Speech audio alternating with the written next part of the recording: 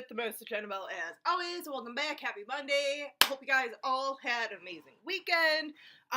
So we are talking about a movie that I know is literally about to be released in a couple of weeks. Actually, by the time I post this, like next week, coming into this week, from Scream Factory, and that is Brainscan. I know if you start pre-ordering it now, you should start getting it now if you do it through Scream Factory or Shout Factory, I should say.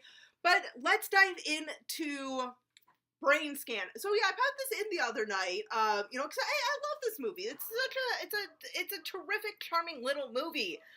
Charming, as my sister from another mister would say, Jen over at Jen's Reviews from the Grave. So this little gem came out in 1994, starring Edward Furlong and Frank Langlia. I can never say his last name right. I'm sorry. Edward Furlong plays Michael. Frank plays Detective Hayden, which he is terrific in this movie. So this is one that it's. I don't know if I enjoy it so much just because of sort of like nostalgia purposes or what, because this came out when I was 10 years old, and this came about at a time with video games that, virtual reality was such a big deal, because we were like, oh my god, especially with this movie coming out, we thought, oh my god, we're finally going to be getting, like, virtual reality soon, like, legit virtual reality, not that crappy Nintendo 3D thing, whatever gadget that you literally put on your head. We thought that we were gonna kind of like get, virtual reality. It was gonna be a thing and everything, and it was kind of like too, like with the graphics and everything, with like the little game and stuff with the disc and everything. Plus, too, that's the other thing with CDs, compact disc and everything. That was kind of just starting to become a thing. Like I know a year later, here in the US, we got the first PlayStation, which was a disc-based game system. Plus, I think there was like Sega CD, I know. I think the 3DO was, or the Jaguar, I think. I know there's a couple of different consoles. Plus, the graphics itself, as I was just about to mention, we kind of saw that, a lot of it's not, like, firsthand, but at least in, like, GamePro and on, like, little, like, news clips and stuff of, like, people playing, like, the Jaguar and, like, the 3DO and everything. And, like, the graphics were, like right on par with, like, what was in the movie and everything. So we're kind of like, oh my god, maybe this will happen. We literally didn't get that until, like, almost 20 years later, over 20 years later, and I don't even know if it's really even a thing anymore, if virtual reality is even really a thing anymore, because, like, does anyone even play it anymore? Like, I feel like it's kind of like hoverboards. It's like when you see a hoverboard going around, you're like, that's still a thing? Like, what? I don't know. Then again, I'm not, like, the world's biggest gamer, so I could, just be totally, like, naive about this whole virtual reality thing and craze and everything. But, so yeah, that's kind of like, a little bit of where I'm coming from with this movie. I mean, it was a pretty, like, it's not the greatest movie, but it did, do a few things. It was part of a couple of things at the time, like Lawnmower Man and stuff, that was pretty, like, to a certain extent, a little groundbreaking for some of those ideas and everything. And one of those things where it's like, it was kind of ahead of its time, and it really kind of now, years and years later, I think more and more people are really kind of looking at something like this, and it's like, kind of finally giving this movie the credit it deserves. I mean, I've always been kind of like a fan of it. I think it went from being sort of like a guilty pleasure for me to being like, hey, yeah, it's finally being accepted, so. But let's actually talk about the movie. Sorry, I just wasted about almost 4 minutes, 4.5 minutes, almost 5 minutes of talking about virtual reality and stuff. Whatever, I'm sorry. So Edward Furlong plays Michael, who, very stereotypical Eddie Furlong type of role. He doesn't have his mom. His mom had passed away, when he was younger, after him and her were in a really bad accident together and everything. He lives with his dad, but his dad's like never around. He's always like out on business trips and everything, so he's just kind of like by himself. And that's what I mean. I feel like every sort of like movie that he's in, it's kind of like the same thing. Like Terminator 2 was very similar. He was living with foster parents and everything while his mom was in the psych ward. What was the other movie I was going to mention? I can't remember. One of you guys probably will see it in the comment, or I'll think of it in a minute. But yeah, it's always, I feel like he's always kind of like in that same sort of role and everything. But you know what? He does it well, so I'm not gonna even gripe about it. You know, he's that like rough kid, man. He's rough around the edges. But yeah, I feel like he did a really good job in this one. I feel like this is one of his better performances. I mean, like, I love him in T2, but this one I definitely really enjoy his performance in this. He's such a terrific little actor. Was a terrific little actor. He's still a good actor. He still is. But yeah, so his friend, his buddy, Kyle, who are like BFFs, they're literally like the male version of two teenage girls. Like they'll be talking and stuff, and they'll be splitting up to go to their house or whatever, to their separate homes. That sounded weird. You guys know what I mean. And, they'll always, send each other off of, like, best friends forever, man. Like, that's such a girl thing, but it's, like, oh, it's so endearing, and I feel like, Edward Furlong's character, Michael, really, really, trusts and loves his friend, Kyle, and everything. Like, he's always there for him and everything. So Kyle kind of called him up one day, and is like, hey, man, look at this, this game and everything, blah, blah, blah. And, Edward Furlong, being kind of like the hardcore like gamer and horror fan that he is, he's like, it's all the hype, dude. Like, no, whatever. It's the hype, whatever. Like, it's not gonna be that good. So he calls the number to this game, for this game or whatever.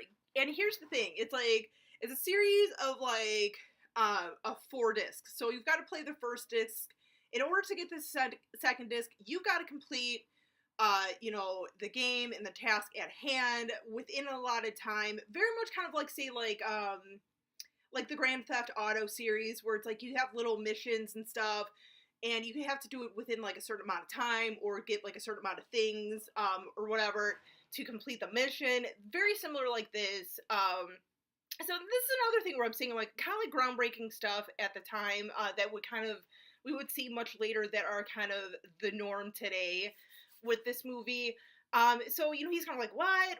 So, he pops in the discs, and here comes the little trickster or whatever, like the, instructions saying like, okay, you got like 2 hours or whatever, succeed within this time. If time runs out, you lose, you can't go on to the second disc and stuff.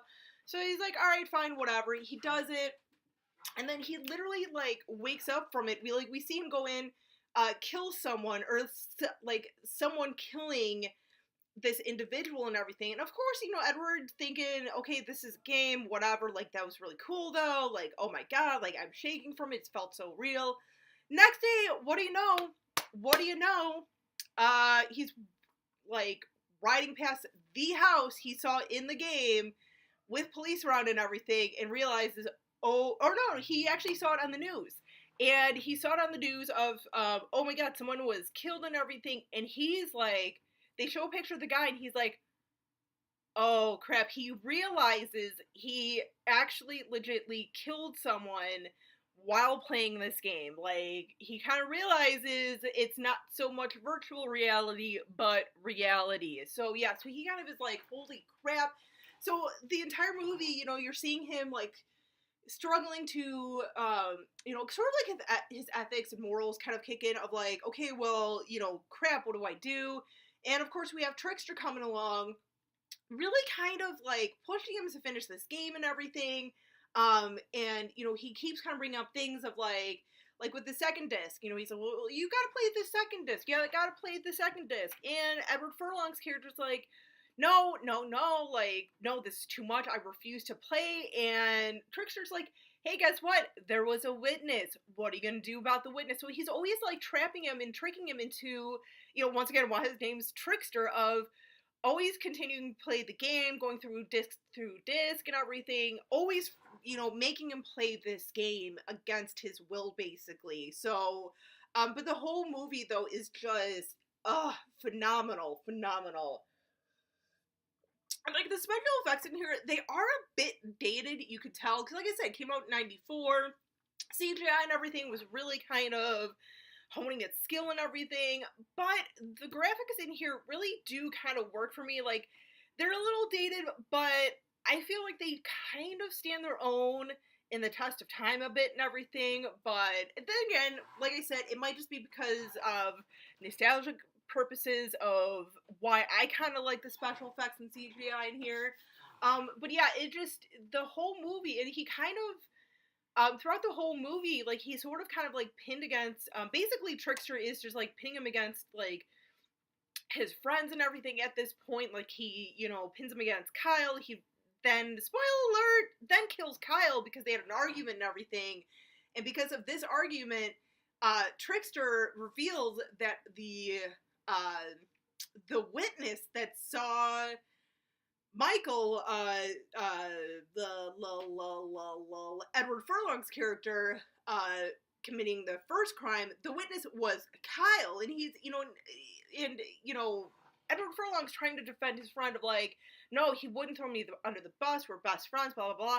But of course, Trickster just kind of, gets him and everything, and what do you know, he puts in the next disc, and yeah, he basically kills Kyle. And we know this because he found Kyle's necklace all bloodied in his little freezer in his room and everything. That's the other thing I want to talk about is this kid's room. But yeah, it just, the whole movie though is just so kind of fascinating and everything that it's kind of like, it's just unique. It's almost like a full-length feature Twilight Zone episode in a way. Like if you like something like Twilight Zone and stuff, a little more science fiction and stuff, like this is a really good one to watch. Like I love it. But I want to talk about Kyle's room.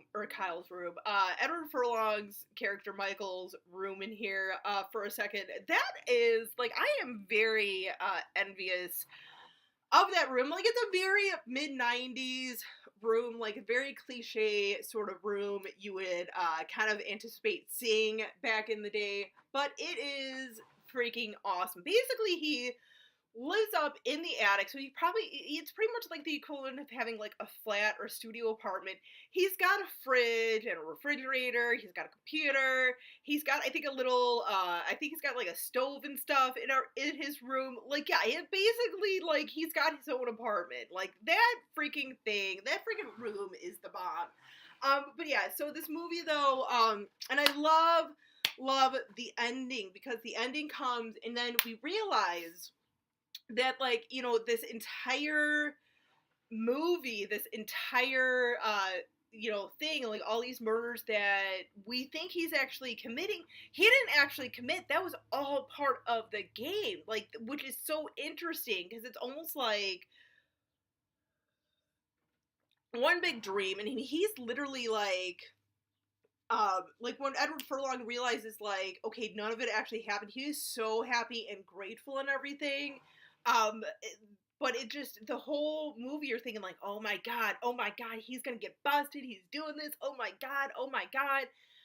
But it's so kind of like, I thought it was just so interesting to kind of see this movie and everything. And even when I first saw it, even now when I watch it, it's kind of like, I always forget about the ending and that he, it's all kind of like not really happening. I know sometimes people will kind of gripe about stuff of the false, like the whole movie kind of like being a false reality, like none of it actually happened, it was kind of a dream. This though, I think this is one of those instances where it actually works. It really does kind of work for this movie. I think it was brilliantly done, loved it. But yeah, this one is definitely, like, you need to check out Brainscan if you have not checked it out yet, or maybe if it's been a really long time since you've seen it. Check it out, watch it, everything, like, ASAP. Even if you're not a gamer, like I said, I'm not the biggest gamer, but I love this movie. I really do. I'm not going to be playing any virtual reality soon, but it's a good one. But yeah, let me know what you guys think of this movie down in the comments. Until next time, guys, as always, stay creepy, classy, and a little bit sassy.